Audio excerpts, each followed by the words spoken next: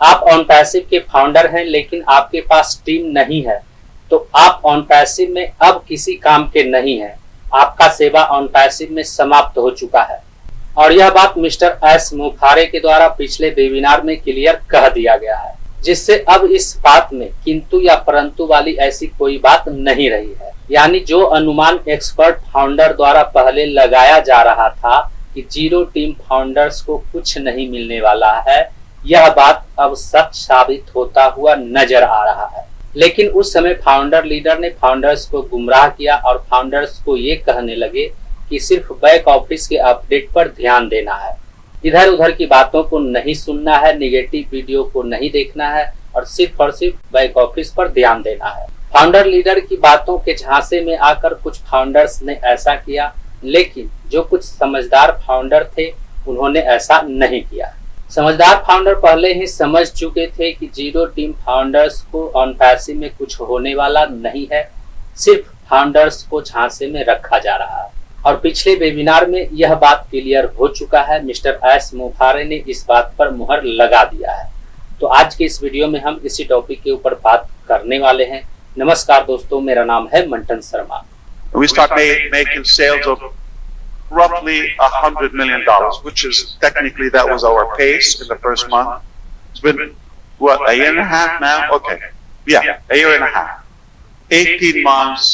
That's 1.8 billion, I guess, something like 2 billion.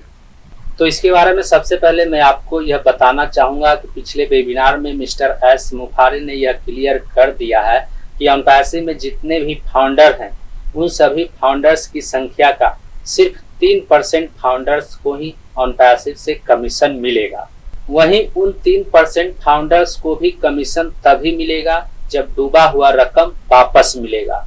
यानी merchant के द्वारा जो विड्रॉल रकम पेंडिंग में रखा गया था, वह पेंडिंग रकम यदि मर्चेंट के द्वारा वापस किया जाता है, मर्चेंट के द्वारा ऑन पैसिव को वापस किया जाता है, मिस्टर एस मुफारे को वापस किया जाता है, तभी वह पेंडिंग रकम उन 3% फाउंडर्स को मिलेगा।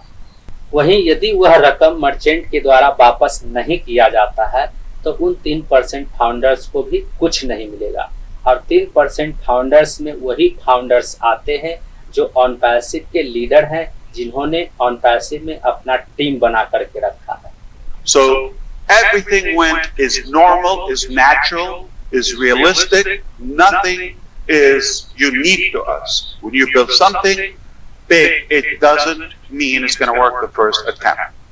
And that first attempt that it doesn't work, it's not a good success or not the, you really shatter the world, right? It is a part of the process. You cannot skip it.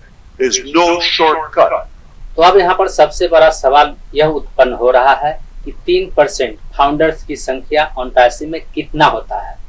तो इसके बारे में मैं आपको यह बताना चाहूँगा कि ऑन पैसिव में 14 लाख से अधिक फाउंडर थे, तो हम इसे राउंड फिगर में 14 लाख रख लेते हैं। और 14 लाख फाउंडर्स का जब हम 3% निकालते हैं तो उसका 3% होता है 42,000। यानी 14 लाख फाउंडर में से सिर्फ 42,000 फाउंडर्स को ही आने वाले समय में कमीशन मिल सकता है। और यह जरूरी नहीं है कि 42,000 फाउंडर्स को कमीशन मिलेगा ही। यदि मर्चेंट के द्वारा पेंडिंग रकम को वापस नहीं किया जाता है, SEC का फैसला ऑन पैसिव के खिलाफ आता है, तो उन 42,000 फाउंडर्स को भी उनका कमीशन नहीं मिलेगा। तो ऐसे में 13 लाख से अधिक फाउंडर्स यही चाहेंगे कि मर्चेंट ने जो रकम पेंडिंग रखा हुआ है वह वापस न आए, SEC का फैसला ऑन पैसिव के खिलाफ आए। आप इसके बारे में क्या सोचते हैं? अपना विचार कमेंट में जरूर लिखिए। उम्मीद करता हूँ इस वीडियो में दी गई जानकारी को आप अच्छी तरह से समझ गए होंगे।